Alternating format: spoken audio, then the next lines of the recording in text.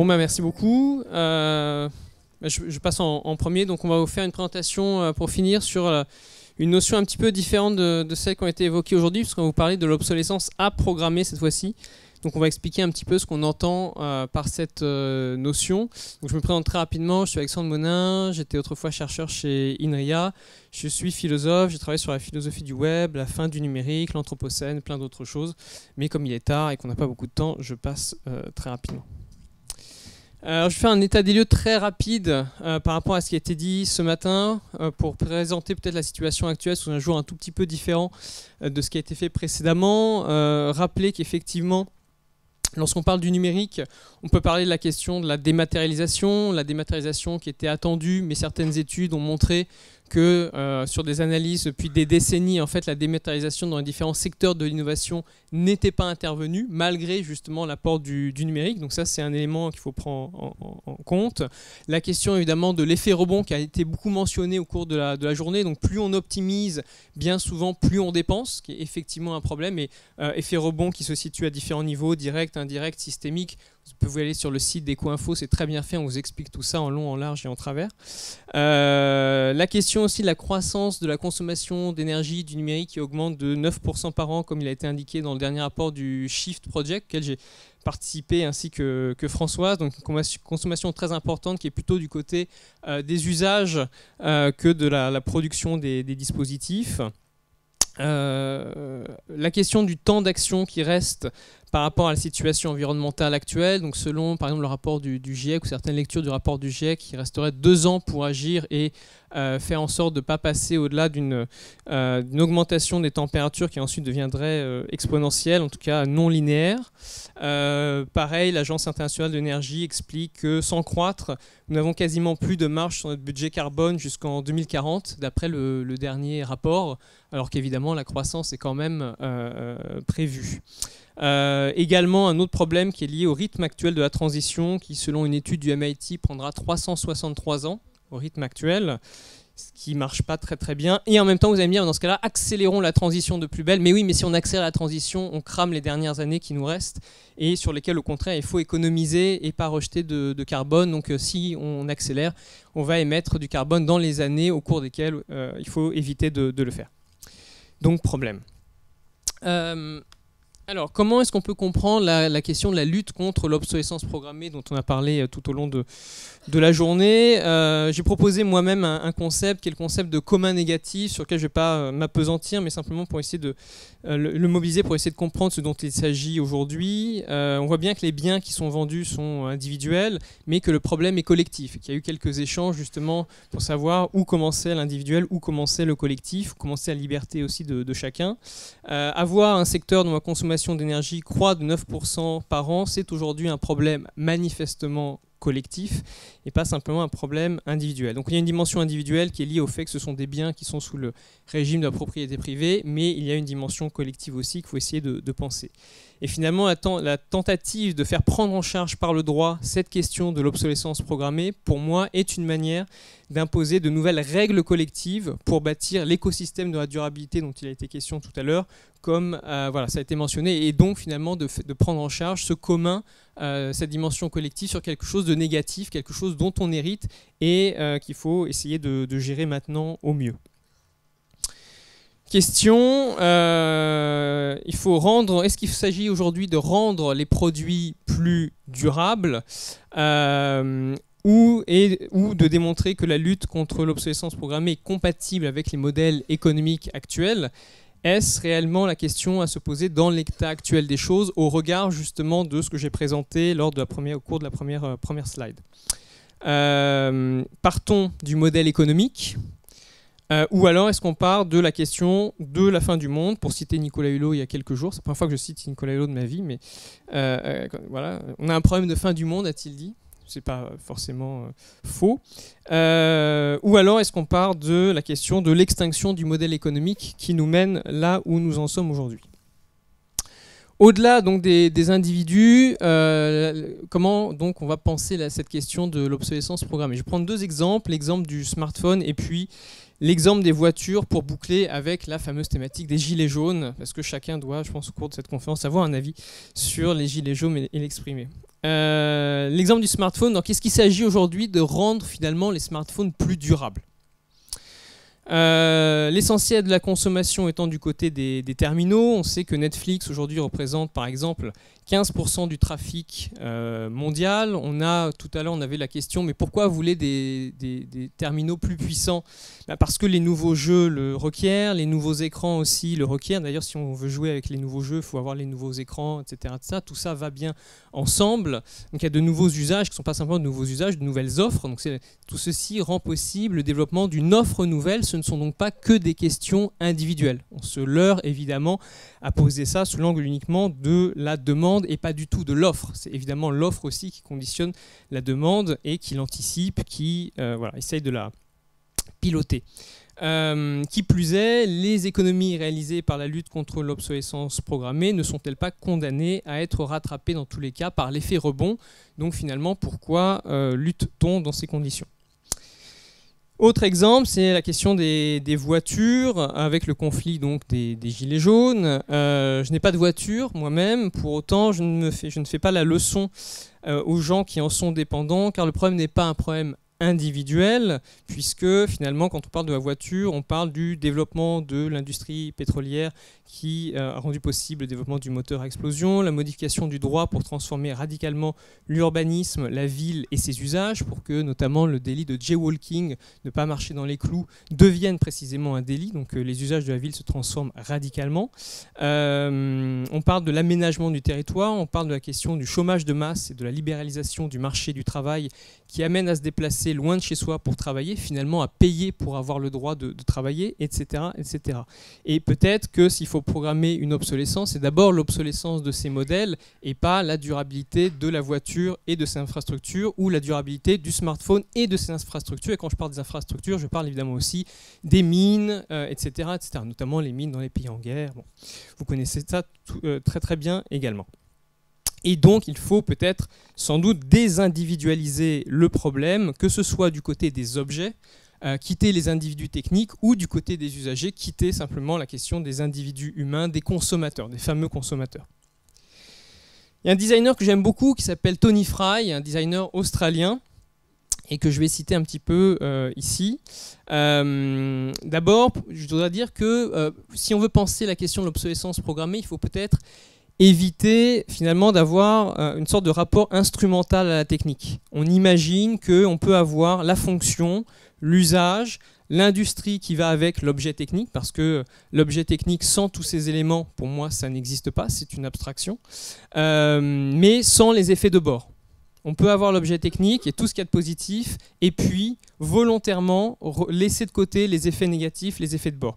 On aurait les externalités positives, on rejetterait comme ça les externalités négatives. Je ne suis pas sûr que l'objet technique se prête véritablement à une telle lecture et qu'on puisse comme ça trier aussi facilement le bon grain de l'ivraie. Ça me semble assez illusoire dans les faits. D'ailleurs, c'est assez illusoire dans les faits, vu ce qu'on observe aujourd'hui. Par ailleurs, donc, sur ce rapport technique, Tony Fry dit « Ce qui est designé, design à son tour ». Il cite Einstein « Vous ne pouvez résoudre un problème avec le même type de pensée qui a créé le problème ». Donc la question de l'obsolescence programmée, c'est pas simplement finalement d'être une cautère sur une jambe de bois dans un système qui fondamentalement est délétère, mais c'est peut-être justement de faire un large pas de côté par rapport à ce système pour repenser finalement la finalité qui est la sienne quand on parle justement de la lutte contre l'obsolescence programmée. Fondamentalement, nous dit Tony Fry, nous ne sommes pas soutenables. Comment donc subsister dans ces conditions? Avec des smartphones réparables et plus durables? Vraisemblablement non. Donc, si on veut passer de la réflexion très individualiste vers autre chose, peut-être qu'il faut déplacer donc la focale des artefacts ou des objets individuels. Évidemment, au niveau de l'artefact ou de l'objet individuel, il faut lutter contre l'obsolescence programmée. Pour autant, quand on se situe ensuite au niveau des lignées technologiques, pas tel ou tel exemplaire de smartphone, tel ou tel exemplaire de voiture, mais le smartphone ou la voiture, très clairement, est-ce que le smartphone ou la voiture ont un avenir sur dans le paysage qui sera le nôtre demain? Là encore, je pense que non. Et si on veut avoir un avenir, là encore, vraisemblablement, il faut éteindre au plus vite ces lignées technologiques. Donc c'est ça un petit peu le paradoxe. Faire durer les objets parce qu'on les a maintenant, on en hérite. Et en même temps, préparer l'avenir en commençant à éteindre les lignées technologiques que ces objets illustrent. Ça pose évidemment la question des infrastructures ou des réseaux. Donc les infrastructures, c'est-à-dire tout ce dont l'objet dépend, et le fait qu'on ne peut pas forcément analyser l'objet uniquement en sortant les fonctionnalités qui nous intéressent et en laissant les externalités de côté. L'objet a des ramifications extrêmement larges dans le droit, dans le domaine de l'industrie minière, etc., etc. Donc là, évidemment, on peut pas couper simplement l'objet pour avoir une vue purement individuelle. Et puis à la fin, alors un vocabulaire un peu plus ésotérique de chercheurs, la question finalement de la Terre, du rapport à la Terre aujourd'hui. Ce qui importe peut-être aujourd'hui, c'est de savoir si nous sommes fondamentalement non soutenables, si nous en sommes là où nous en sommes aujourd'hui, donc dans la situation extrêmement difficile qui est la nôtre, comment vivre dans l'environnement qui est le nôtre, comment vivre avec les non-humains et comment trouver une manière de vivre qui ne soit pas forcément soutenable, mais qui nous permette de subsister. Et peut-être que les réponses concernant les modèles économiques, le développement durable, etc., c'est des réponses qui avaient un sens peut-être il y a 30 ans, mais qui vraisemblablement n'en ont plus aujourd'hui. Donc après cette introduction, je vais prendre la main en essayant d'apporter, en tant que designer, attends, je vais mettre de ce côté. En tant que designer, essayer d'apporter des éléments de pratique, et des éléments de la vie quotidienne. Quels sont les imaginaires qui se déploient quand on pose ce constat? Et du coup, par exemple, comment on éteint une lignée technologique. Avant ça, donc je vais me présenter très rapidement. Donc j'ai co-dirigé un studio de design à Lyon pendant 5 ans. D'ailleurs, dans lequel j'ai eu le plaisir de filmer Alain Geldron à l'époque pour une formation sur l'économie circulaire.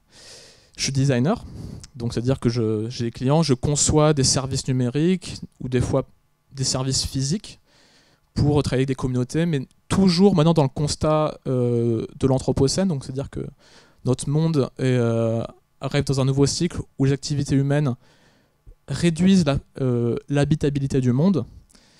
Donc toute ma pratique est là-dessus, travailler uniquement avec des organismes qui sont dans cette perspective et créer des solutions dans cette perspective. Enfin, des solutions non, en tout cas des propositions. De par ailleurs, j'ai aussi réalisé et produit un documentaire qui s'appelle Ethics for Design, dans lequel j'ai fait le tour de l'Europe pour poser la question de l'éthique et de la responsabilité des designers de toutes les pratiques, qui est gratuit en ligne et en open source. Et aussi, donc j'ai une casquette d'étudiant à Londres, là où je réside, à Goldsmiths, où je travaille sur les politiques publiques et notamment dans la question de la transition écologique et énergétique, et peut-être de retour en France pour entamer un doctorat. Donc je vais faire une très vite introduction au design parce que je pense que pour beaucoup d'entre vous ça peut être nébuleux, c'est quelque chose qui peut se réduire très rapidement à un principe esthétique. Le design c'est plus que ça, c'est déjà quelque chose qui a comme terrain la vie quotidienne. Un designer ne travaille pas réellement dans la durée, il travaille sur comment je crée parfois une mécanique d'achat, comment je crée un désir ou un besoin, comment je peux aussi améliorer le confort de quelqu'un, d'un individu, dans sa vie quotidienne. Le rapport à la prospective n'est pas forcément le plus gros rapport dans le design. Donc il y a quelque chose là-dessus qui est fort. Le design, en fin de compte, c'est quoi? C'est des méthodes pratiques pour trouver des solutions à des problèmes qui sont formulés par des commanditaires, des usagers, des communautés, et essayer parfois de reformuler le besoin, de trouver une solution, ou en tout cas d'avoir cette mission d'améliorer l'habitabilité du monde. Mais le design, ce n'est pas que cette mission. Alors j'aimerais juste faire un petit focus sur la pratique contemporaine du design en Occident, parce qu'il y a plusieurs façons de pratiquer le design, et celle de l'Occident est malheureusement majoritaire. Mais en Occident, en fait, notamment si on observe les pays de l'OCDE, en fait, le design, c'est avant tout quelque chose qui est très simple, hein, qui est un modèle qui se déploie dans un monde illimité. En fait, on a des ressources et de l'énergie illimitée, et on crée en pensant à ça. Le designer crée dans ce modèle de monde qui n'existe plus. Et malheureusement, je pense que de cette façon, le designer, de façon plus ou moins inconsciente, crée, maintient, reproduit les externalités négatives dont on parle, les effets rebonds dont on parle, et malheureusement continuent à établir des produits, des services qui n'auraient plus lieu d'être. Je vais... Hop. Donc un exemple très simple, donc je travaille beaucoup avec les designers, j'essaie d'éduquer des designers qui sont dans le numérique à comprendre les impacts des ressources et de l'énergie dans leur pratique, parce qu'ils n'en ont absolument aucune idée. Donc c'est un workshop que j'ai mené à l'époque à Toulouse, avec des designers qui conçoivent des expériences utilisateurs et des interfaces. Alors notamment, vu que j'étais à Toulouse, il y en avait pas mal qui travaillaient avec un géant de l'aéronautique sur les services numériques. Et du coup, j'aurais changé complètement la mission de design qu'on leur donne habituellement, qui est de dire, vous avez tant d'argent, faites un site, ou produisez un service. Je leur ai dit, vous avez 35 kWh. Produisez, refondez ce site. Impossible à savoir. Ils n'ont pas la formation, ils n'ont pas les outils. J'ai essayé d'utiliser une partie des informations disponibles par le Shift, par l'ADEME, par Frédéric Bordage. Et on a essayé de recréer un site en essayant juste d'avoir un budget énergétique à la place d'un budget financier. Alors là, l'exercice a été compliqué, mais en tout cas, il y a eu un shift, il y a eu un changement radical en disant on n'a jamais su en fait l'énergie qui est consommée par ce qu'on fait.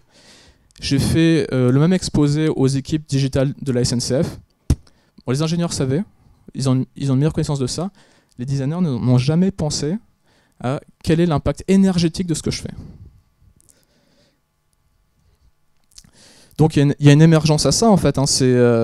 Le design en fait, c'est avant tout une pratique historiquement qui est industrielle, urbaine, dans une économie de marché classique, néoclassique, et qui va avec une pratique artisanale, qui s'inspire d'une pratique artisanale. Donc là, c'est l'exemple du Crystal Palace, où on pose parfois le début du design industriel tel qu'on le connaît, où en fait tous les panneaux ont été façonnés en masse par un principe industriel. C'était la première fois qu'on s'est rendu compte de la portée de produire en masse des objets, hors du cadre artisanal. Je vais essayer d'aller plus vite. Mais du coup, le design a deux missions. C'est une pratique économique et industrielle, et ça fonctionne aussi comme maintien ou amélioration de l'habitabilité du monde. Donc ça rentre très rapidement en conflit, parce que les pratiques économiques et industrielles pour lesquelles travaille le design réduisent l'habitabilité du monde tel qu'on a pu le voir aujourd'hui. Et pour ça, je pense qu'il y a des mythes économiques au design, parce que le design hérite majoritairement, au fur et à mesure de son histoire, de la pensée économique, et elle en absorbe tous les travers et les modes de pensée. Premièrement, le designer pense travailler pour un humain. Cet humain n'a jamais existé, c'est une personne économique. Donc le designer pense en face de lui qu'il a un être rationnel, maximisateur, que si on lui donne les bonnes données rationnelles et informées, il fera le meilleur choix pour maximiser son bonheur. Donc c'est pour ça qu'on voit aujourd'hui apparaître des jolis tableaux de bord pour les utilisateurs en disant si on vous donne le bon chiffre, vous aurez la bonne réaction puisque vous êtes rationnel. L'humain, dans sa complexité, a beaucoup plus de dimensions que ça. Et c'est quelque chose qui est encore très fort dans le design, et très peu de designers s'en rendent compte en fin de compte. Deuxièmement, donc, du fait de sa pensée économique néoclassique, le designer pense les ressources illimitées. Un designer du numérique n'a jamais pensé à l'énergie que consomme le fait de faire une vidéo compressée de cette façon, de mettre une vidéo en fond d'écran de son site. Telle compression d'image, il la pense juste par rapport à des soucis d'optimisation technique, pas ressourcielle. Et finalement, comme le modèle néoclassique, les externalités sont une défaillance et rentrent très peu dans la conception dans le design de façon, le design mainstream. Mais bien sûr, il y a des modes de design qui apparaissent et qui sont apparus dès les années 20, notamment en Russie, pour travailler avec le moins de ressources possible. Donc, le designer n'est pas conscient de ça, par exemple. C'est un très beau projet du photographe Dylan Marsh, qui a photographié des mines qui ne sont plus exploitées, regarde combien a été extrait de minerais de cette mine, et replace en 3D la quantité de minerais extraits par rapport à l'usage de la terre qui en a été fait. Donc là, c'est la Jubilee Mine, c'est 6500 tonnes de cuivre dans le territoire d'extraction. Il a fait le même avec les diamants, avec les platinoïdes, avec l'or. Le diamant, quasiment, pour un déplacement de terre similaire, le diamant, c'est ça quasiment.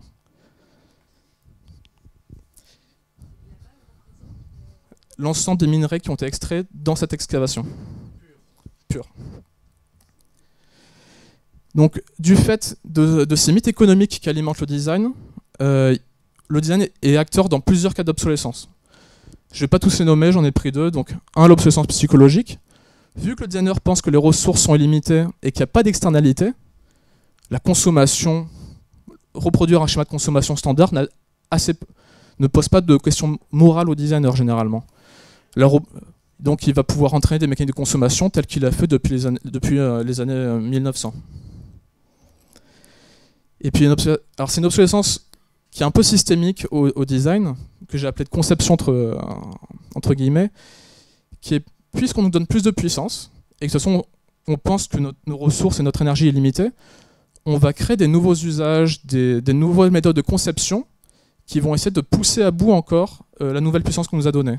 Et ainsi, il y a un effet rebond, on donne plus de puissance, on fait des interfaces encore plus sympas, encore plus smooth, encore plus chouette pour l'utilisateur qui a une expérience incroyable dans son site, mais on continue à faire une escalade énergétique à travers notre conception. Donc je vais vous présenter quelque chose qui va dans un autre chemin, donc qui est programmer la vie de l'objet plutôt que sa durée de vie, parce qu'en fin de compte, maximiser la durée de vie, tel qu'on veut le faire aujourd'hui, c'est comme un acte de programmation. Donc comment on programme une vie d'objet, et notamment, c'est un projet que je suis en train de finir, en tout cas dans sa première version, qui est à la fois une expérience de pensée, un projet design et une fiction légale. Donc il va falloir ouvrir vos chakras pour tout ça. Donc c'est un nom que j'utilise qui s'appelle l'implication. Alors, pareil, on s'accroche. C'est l'acte d'indexer une performance maximale d'un objet technologique au niveau des réserves de ressources qu'il compose. Est-ce que c'est bon? J'ai encore tout le monde? Donc, en contexte, ça veut dire que votre écran d'ordinateur, votre écran de portable, composant d'un objet technologique, nécessite un métal qui s'appelle l'indium. Bon, je sais que c'est un coproduit du zinc et du cuivre, j'en suis conscient. Dont les ressources sont estimées à 17 ans, selon la base de données que j'ai utilisée, et cette performance maximum de l'écran, du coup, si je l'indexe aux ressources connues d'indium, la luminosité maximum dépendra de ces ressources. Voilà, c'est bon? Tout va bien? Ok. Alors, pour ça, je vais tenter une opération incroyable sur l'ordinateur de Madame Berthoud, qui consiste à lancer une vidéo avec du son et avec des sous-titres. On a pris une assurance. Donc c'est une vidéo qui est faite à destination des citoyens qui prendront part à la rédaction du texte de loi qui comprend l'implication.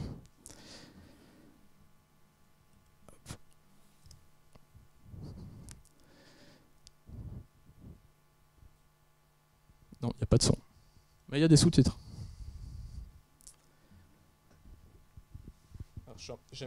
J'aime pas du tout qu'il n'y ait pas de son. Alors, est-ce que je peux avoir du son ou c'est... Ah.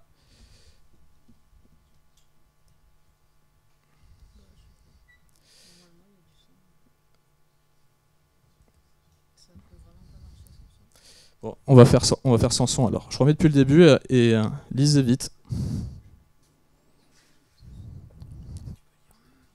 Je vais lire. Donc le projet d'implication consiste à indexer une performance technologique, c'est ça, à une réserve de ressources. Donc ça veut dire que la performance d'un écran, enfin d'un composant comme l'écran, sera indexée aux réserves qu'il permet sa fabrication, comme l'indium. Et donc si les ressources diminuent, la performance maximum diminue. Donc on peut penser ce principe à la vitesse maximum d'un véhicule électrique. On peut penser ce principe à la vitesse de calcul de composants. Et donc c'est une vidéo pour vous expliquer pourquoi et comment. Donc pourquoi? Bon, il y a le constat qui a été fait toute la journée. On consomme trop d'objets technologiques, qu'il y a une industrie extractive qui consomme à son tour de l'énergie, qui est liée aussi à des cycles de pollution dans des écosystèmes qui sont fragiles et qui fragilisent les territoires et les communautés. Le mini-extrait lui-même sera transporté, transformé, utilisant surtout une grande quantité d'énergie pour alimenter des industries qui consommeront de l'énergie, des ressources en composants. C'est vraiment la conclusion de la journée. Hein. Ouais. Donc ces composants seront utilisés dans les terminaux qui seront jetés généralement au bout de quelques années parce qu'on aura mis un nouveau produit sur le marché. La plupart des matériaux rares utilisés dans ne seront pas utilisés, on va en extraire de nouveaux pour faire face à la croissance. Donc on sait tout ça plus ou moins, on en est plus ou moins informé, mais ça n'a aucun impact sur notre vie quotidienne, et ni sur la performance délivrée par les objets. Parce que les objets qu'on conçoit sont déconnectés de leur milieu d'origine. On n'a aucune idée de ça.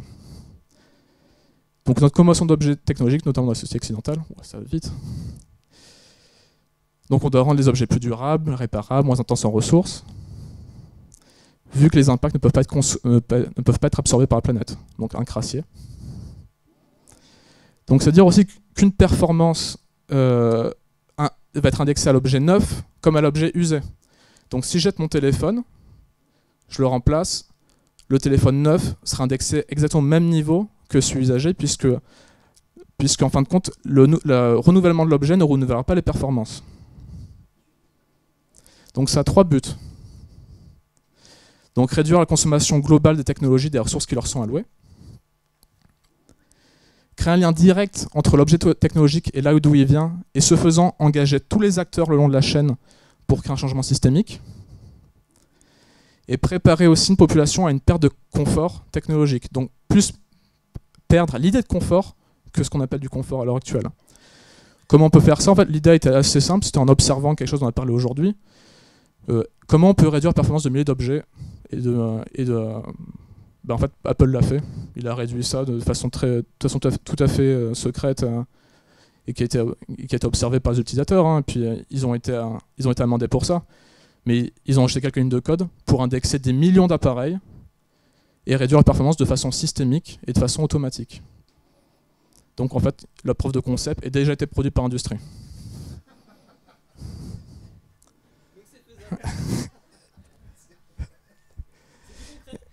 Et de plus, en fait, on le fait consciemment chaque jour en réduisant nos performances, en réduisant le mode, en passant en low power mode sur nos téléphones. Donc on a déjà le geste en fait.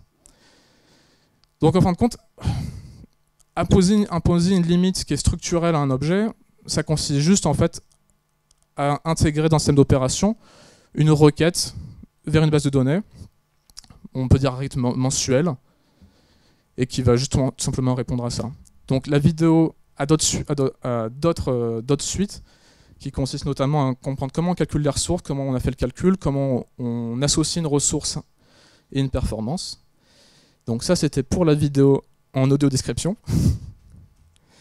Donc en fin de compte, le but c'est de programmer la vie de l'objet et ses performances. Définir une méthode de négociation citoyenne de la programmation. Quelque chose qui est très important pour moi, ce ne doit pas être quelque chose d'expert, c'est quelque chose dans lequel les citoyens ont toujours le droit à la négociation et de pouvoir définir eux-mêmes leurs limites. Donc dans ce but, j'ai écrit un projet de loi qui est une sorte de méta-projet de loi, qui est un brouillon, qui sera amendé et corrigé par les citoyens à Londres, par des citoyens à Londres le 13 décembre, dans un processus de participation publique que j'ai designé, et dans lequel on va continuer à faire grandir ce projet de loi. Pour l'instant, il est fait pour être cadré avec la loi anglaise, mais je vais pratiquer une mouture française dans pas longtemps à mon avis. Mais du coup, le projet de loi déjà de façon méthodique existe. C'est un brouillon qui sera amélioré. Et puis finalement, pour reboucler, le design, c'est avant tout la vie quotidienne.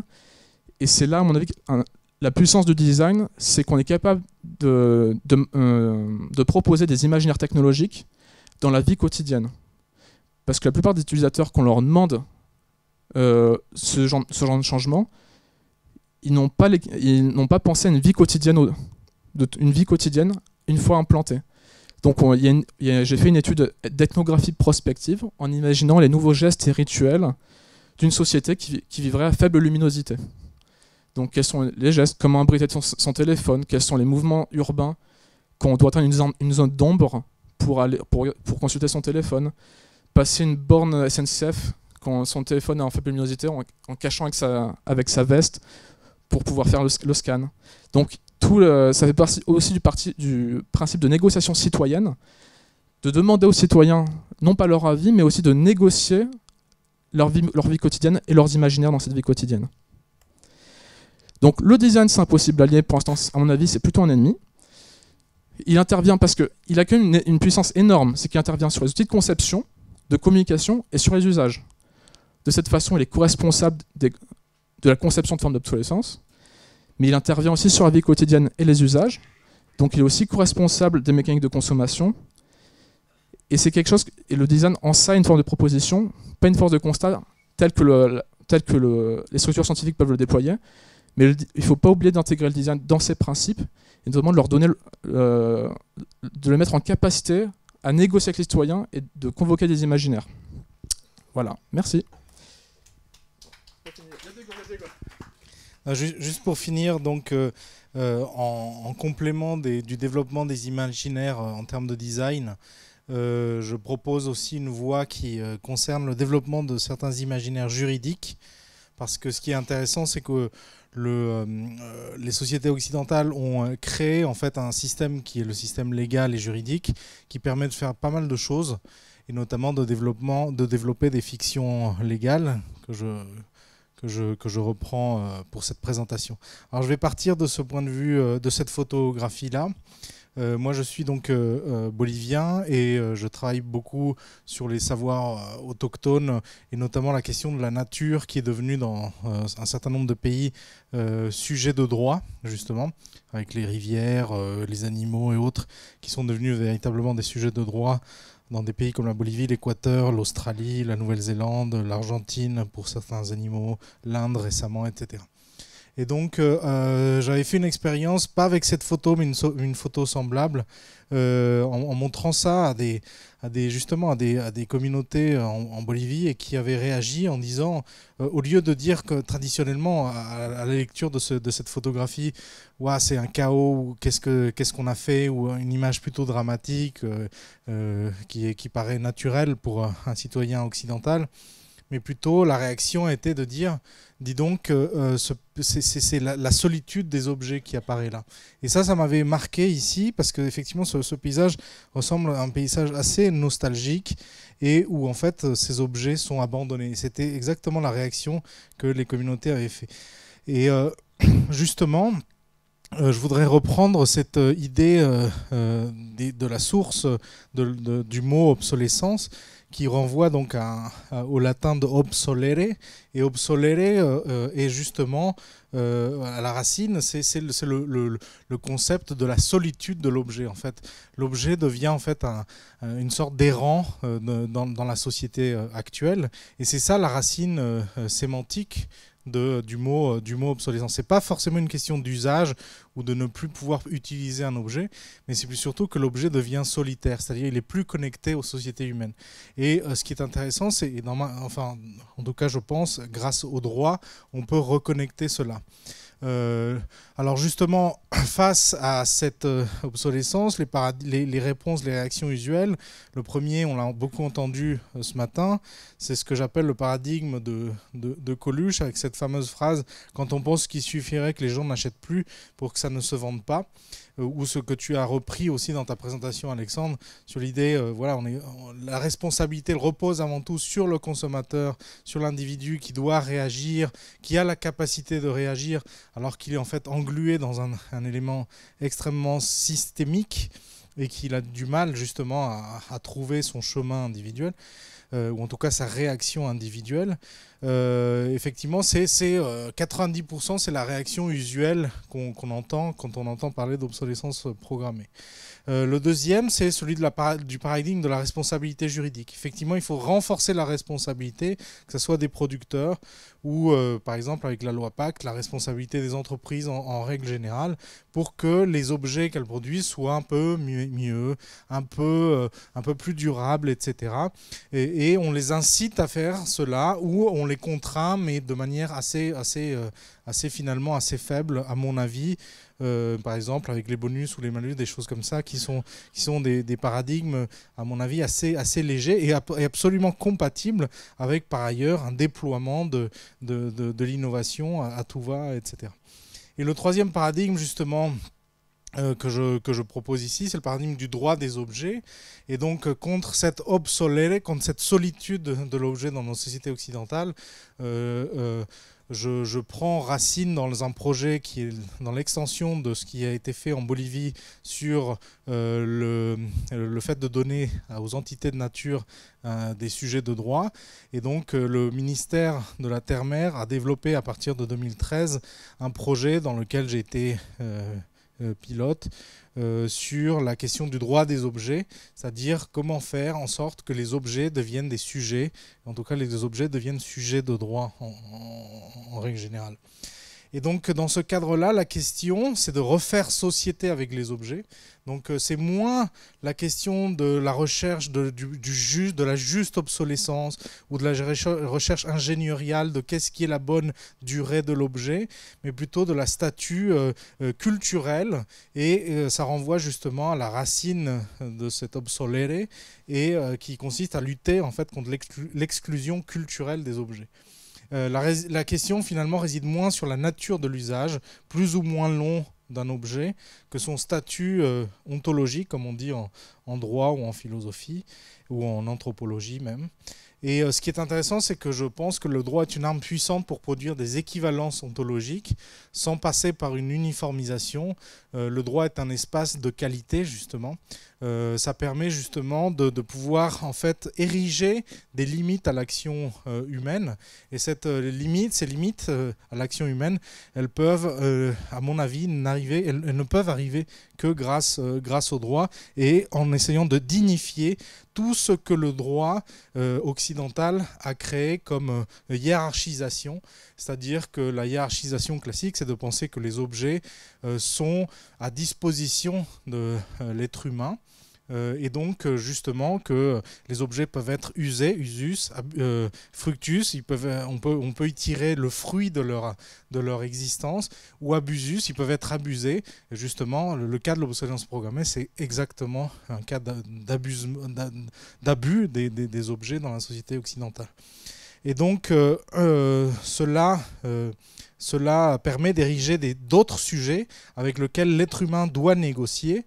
Et le droit, à mon avis, c'est le seul paradigme qui est efficace d'un point de vue dans l'opposition de limites à l'action humaine.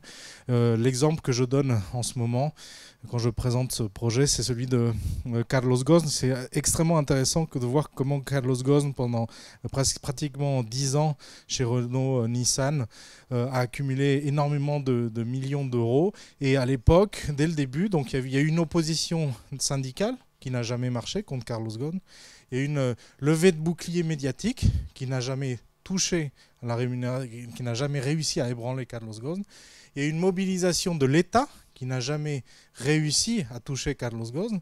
Il y a eu une mobilisation des actionnaires qui ont voté contre Carlos Ghosn à plusieurs reprises. Ça n'a jamais marché. Donc comme quoi les actionnaires ne dirigent pas les entreprises, ou en tout cas n'ont pas forcément la main sur tout. Et on le voit aujourd'hui, la seule chose qui s'est opposée et qui a en fait décapité Carlos Ghosn, c'est un juge japonais et qui voilà, a déboulonné la statue. Et donc il a en fait opposé, là, le terme juridique est intéressant, a fait une opposition à l'action de Carlos Ghosn, cette figure du capitalisme néolibéral sans limite qui existe aujourd'hui. Donc je pense qu'aujourd'hui, ce qui est intéressant, c'est que la société occidentale a déjà donné, par exemple, aux organisations, aux entreprises, un statut de sujet de droit. Donc on peut très bien déployer cela sur d'autres éléments de notre vie quotidienne, notamment les objets. Et c'est ça qui permet justement d'avoir cette double compétence que le droit permet de faire, c'est de créer des équivalences entre sujet et objet. Donc en l'occurrence, les objets deviennent sujets de droit. Et cela permet également de soutenir les existants faibles de la société. Et en l'occurrence, je pense que certains objets sont justement des existants faibles et qui ont besoin en fait d'avoir une redignification des objets, de leur existence dans la société occidentale. Donc voilà ce projet que l'on porte également dans le laboratoire Origins Media Lab, dont nous sommes partie prenante avec Alexandre. Voilà, merci beaucoup pour votre attention.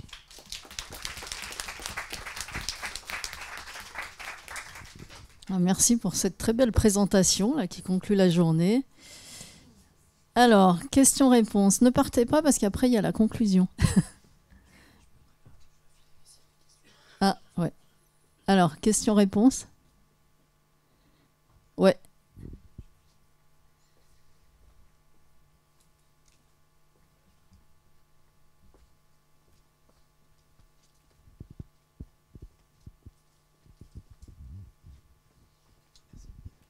Merci pour votre exposé. Dans le projet implication que vous avez présenté en deuxième, basé sur la notion de réserve de ressources. Donc dans un smartphone, il y a 40 ressources différentes, plus des plastiques. Donc, et la notion de réserve, si j'ai bien compris différents exposés auxquels j'ai assisté, elle est très fluctuante. Elle dépend de la finance, de l'énergie qu'on va mettre pour aller accéder à ces ressources. Donc j'ai du mal à voir comment vous pouvez le faire concrètement. Et il y a beaucoup d'équipements qui n'ont pas une consommation de ressources, une consommation énergétique proportionnelle, mais qui ont une consommation constante. Donc ces équipements, quand ils sont allumés, il vaut mieux les utiliser à fond, parce qu'ils ne consommeront pas plus qu'on les utilise un tout petit peu, moyennement ou à fond. Donc j'ai du mal à coller avec votre scénario. Prends le... Celui-là ? Oui. Non, le petit. Oui, par exemple. Ou sinon celui-là. C'est bon? On m'entend? Non, il a... Ah oui, pardon. Hop. Non, c'est parce qu'il est sur... Là, tu l'as dit. C'est qu'il est indexé au... Non, mais vous exagérez. Alors, donc ça, c'est un sujet en fait, qui est traité dans le projet de loi. Alors, je vais commencer. Avant la question des réserves, il y a une première question sur quoi? Sur les performances? Non. Ah oui, c'est ça. Donc, en fait, le but étant quand même de maximiser la durée de vie des équipements. On n'indexe pas toutes les ressources qui composent un composant. Donc, il y a un choix de... Attendez. Ça va être plus simple. Hop là. Donc, on m'entend? C'est bon. Ok. Donc, il y a un choix il y a 3 choix qui s'opèrent. Le choix de la performance, le choix de la ressource, le choix du composant. Donc, au sein du composant, on regarde quelles sont les ressources utilisées et on regarde la performance que délivre ce composant. Donc, c'est une performance par composant, parce que bien sûr, si on indexait toutes les ressources du composant, le truc crève en 3 secondes. Hein. Par contre, si on passe sur la question des réserves, donc il y a 3 dimensions en fait, dans les réserves géologiques, enfin dans les réserves telles qu'on les calcule, dimension géologique, technique, économique. Et donc du coup, c'est un principe d'indexation qui arrive sur une de ces réserves que d'après mes estimations, je considère comme celle la moins à même de créer des effets rebonds, ou en tout cas des externalités négatives, qui sont les réserves déduites, qui sont des réserves probables, enfin une probabilité de trouver des réserves dans des gisements connus, comparées aux réserves exploitées et connues, parce que tout simplement, si je mets en place ça, forcément, le prix augmente. Donc il va avoir une influence sur le prix. Le prix augmentant, j'augmente du coup, on va dire, l'attractivité économique d'en exploiter plus. Donc forcément, j'ai un effet qui est contre-performant, au même titre que vu que la réserve devient plus attractive économiquement, elle va grandir. Donc justement, pour penser ça en amont, il y a eu une analyse des réserves existantes, et donc je me suis fixé aux réserves déduites, qui sont une probabilité économique, qui peuvent être uniquement compensées avec plus d'exploration, plus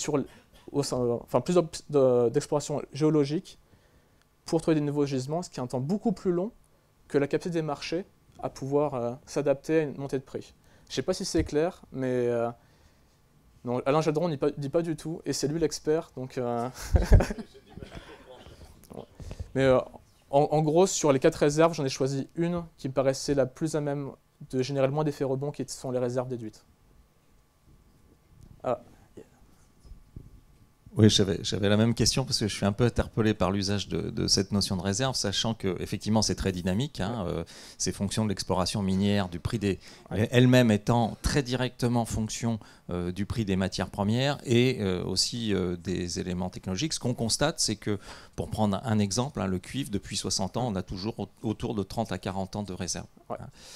On n'est pas aujourd'hui au bord de l'épuisement géologique, et donc les réserves déduites, qui seraient les réserves ultimes, c'est un sujet, si j'ai bien compris, qui seraient les réserves, ce qu'on appelle les réserves ultimes, celles qu'on pourra un jour exploiter quand on y mettra le prix et les moyens et qu'on ira chercher plus profondément. Aujourd'hui, on est jusqu'à 3000 mètres à peu près pour faire ces estimations-là, 3000 mètres de profondeur. C'est un sujet de débat, et en sortir une valeur est quelque chose d'assez difficile. Oui. J'en profite, j'ai mis de quoi à côté, pour poser une question un peu à tous les deux, mais je pense qu'elle s'adresse plus à toi, sur la question de est-ce que vous pensez la propriété, la notion de propriété des objets? Parce que autant dans une vision plus ou moins futuriste que dans le droit, le droit de l'objet, se pose cette question quelque part de la propriété, parce que c'est l'individualisation dans un cas, et puis surtout quand on parle de biens communs ou de droit à des choses qui a priori n'avaient pas de droit jusqu'à présent. Dans une rivière, ça n'appartient à personne, un être humain c'est censé n'appartenir à personne, et donc finalement ça crée des droits un peu nouveaux pour ces entités. Mais pour les objets, dans la mesure où on est actuellement dans un système de propriété, mon objet, il m'appartient à moi, donc il a le droit que moi je lui donne, quoi. Alors comment est-ce qu'on crée cette transition vers un droit à l'objet? Qui va défendre ce droit à cet objet? Parce que je vois mal le lobby des smartphones s'organiser par soi-même, mais ça m'intéresse. C'est une question absolument centrale, et effectivement, dès qu'on parle de donner un statut, par exemple en Bolivie, le projet initial, c'est effectivement que l'objet a un droit à être réparé, l'objet a un droit à une maximisation de sa vie, l'objet a droit à, par exemple, ne pas être abandonné, des choses comme ça. Ce sont à chaque fois des atteintes assez directes au droit de propriété, qui est quand même un peu le régime de base sous lequel sont conditionnés en fait les objets techniques. Mais il n'y a aucune raison de penser les objets uniquement sur le régime de l'appropriation et de la propriété. Et c'est pour ça que dans le droit des objets, il y a plusieurs types de sous-projets qui sont extrêmement intéressants, notamment bien sûr le plus connu aujourd'hui, c'est celui de stipuler que certains objets pourraient être définis par une sorte de communalité, donc de droit qui les transformerait en commun. Donc ça, c'est une option qui est étudiée. Une autre option, c'est celle de l'inaliénabilité. Certains objets ne peuvent appartenir à personne, même à une communauté, c'est-à-dire qu'ils ne soient même plus sous un régime de communalité. La troisième option, c'est celle qui assimile en fait certains objets, notamment par exemple dans le cadre des innovations qu'il ne faut pas advenir dans un cadre d'anthropocène. On parle, là, il y a quelques heures, il y a eu un article très important où on voit Damien Ernst qui a gagné un prix très important, où il dit la chose suivante: on ne réussira pas à faire la transition écologique sans intelligence artificielle. Certains autres considèrent que l'intelligence artificielle est absolument incompatible avec l'anthropocène, en tout cas le changement climatique et les ressources disponibles, etc. Donc typiquement, il y a des innovations, il y a des objets imaginés, fictionnellement imaginés aujourd'hui par des ingénieurs, par des chercheurs, et qu'il ne faut pas faire advenir. Et dans ce cadre-là, il faut y apposer une sorte de droit qui s'inspire du droit de l'avortement, c'est-à-dire faire avorter les innovations qu'il ne faut pas advenir pour des raisons de incompatibilité avec les ressources naturelles et les ressources écosystémiques de la Terre. Et la dernière, c'est tout simplement le droit qui s'appliquerait à certains objets dont on hérite, c'est les fameux communs négatifs, typiquement une centrale nucléaire. Qu'est-ce qu'on fait face à des objets comme celui-là, des objets dont on hérite la responsabilité, qu'on le veuille ou pas, et ces objets-là qu'il faut éteindre dans un cadre d'anthropocène, qu'il faut les amener à se déconstruire eux-mêmes. Et dans ce cas-là, il faut imaginer un droit qui s'inspirerait du droit de l'euthanasie, c'est-à-dire on euthanasiait euthanasierait certains objets infrastructuraux qu'on hérite du capitalisme d'une société qui n'est plus compatible avec l'anthropocène. Donc il y a plusieurs régimes comme ça qu'il faut imaginer, qui vont de l'inaliénabilité jusqu'à d'autres types d'attachements, parce que là aussi, il ne faut pas imaginer que quand on donne la personnalité juridique à des objets, que les objets vont devenir des équivalents de l'être humain. Aujourd'hui, par exemple, une société, une entreprise est un sujet de droit. Michelin est une société est sujet de droit, mais n'a pas le droit de vote, par exemple. Donc le droit permet de faire des choses de ce type-là, c'est-à-dire redignifier le statut sans pour autant créer des sortes d'égalité excessive ou en tout cas des court-circuitages intellectuels trop rapides. Du coup, je vais juste répondre rapidement à Alain Geldron. Sur les critères de performance, donc les métaux abondants, type le cuivre, bien sûr, ça a très peu d'incidence. Sur des métaux qui sont plus en tension du fait des nouvelles innovations technologiques, justement comme les platinoïdes ou comme je prends le cas de l'indium, il peut y avoir des effets de réduction intéressantes, mais au-delà de la réduction, en tout cas l'indexation en elle-même, c'est comprendre que la variation d'une performance est administrée par l'exploitation qu'on se fait de la ressource en elle-même, et pour moi un changement de rapport à l'objet qui me paraît fondamentalement intéressant pour comprendre que quelle que soit notre vie quotidienne, elle doit se resituer dans des limites d'exploitation planétaire, et c'est ce lien que crée en fait justement le projet d'implication. C'est un usage quotidien lié à un usage humain qui est l'extraction, qui est lui-même lié à l'usage d'un non-humain qui est le territoire. Voilà. J'ai pas trop de problèmes sur le principe, c'est sur le mode de calcul et sur le fait de pouvoir indexer par rapport à cette notion de réserve.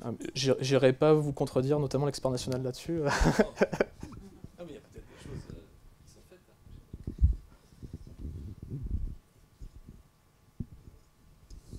Oui, moi j'ai une petite question au niveau justement du choix d'un indicateur en fait, parce qu'on revient à cette idée d'indicateur pour permettre aux designers de concevoir différemment, peut-être, de répondre en tout cas de répondre à des besoins, etc.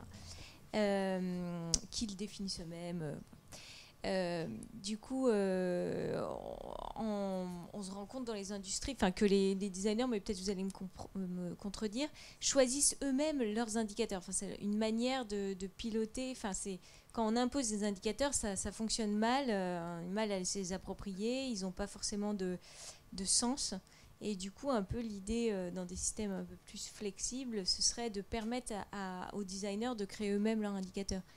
Donc, est-ce que d'avoir cet indicateur de plus réglerait vraiment le problème je ne veux pas dire réglerait, parce qu'on est d'accord qu'on ne règle rien, mais donnerait plus accès à la possibilité de pouvoir se saisir de ces problématiques systémiques, ou ça serait juste un indicateur de plus qui s'ajoute à tous les indicateurs qui sont utilisés aujourd'hui en industrie, que ce soit au niveau de l'ACV ou au niveau de... Voilà, je me pose cette question. L'exemple d'indicateur, c'est l'analyse de cycle de vie ou... Ouais, en fait, les indicateurs, par exemple, on prend la directive européenne, elle va, je sais pas, par exemple, traduite en droit français, ça va impliquer un taux de recyclage, taux de recyclabilité. Il va arriver dans le cahier des charges de la voiture. Donc, l'ingénieur chez Peugeot, lui, il va avoir son taux de recyclage du pare-choc. Il arrive à peu près à l'intégrer parce qu'il a compris au bout d'un moment comment le calculer.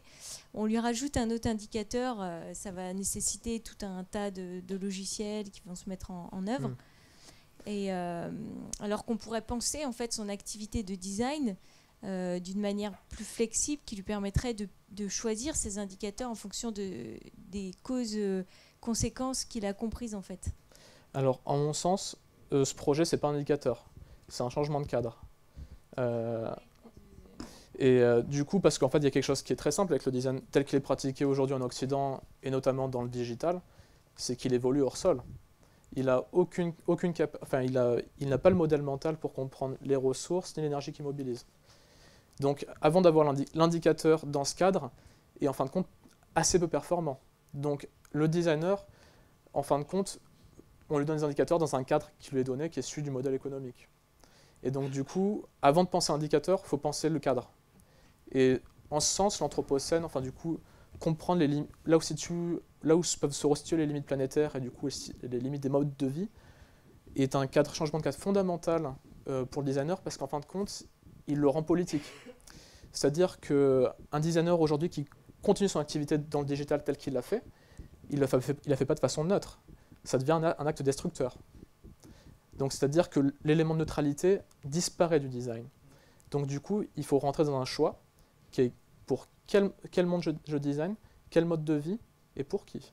Et c'est là où le cadre doit s'opérer avant de reformuler des indicateurs, à mon sens. Est-ce que c'est bon ? En tout cas, moi, je propose que vous continuiez la discussion peut-être en dehors, parce qu'il est vraiment l'heure de terminer. Et encore un grand merci pour votre présentation.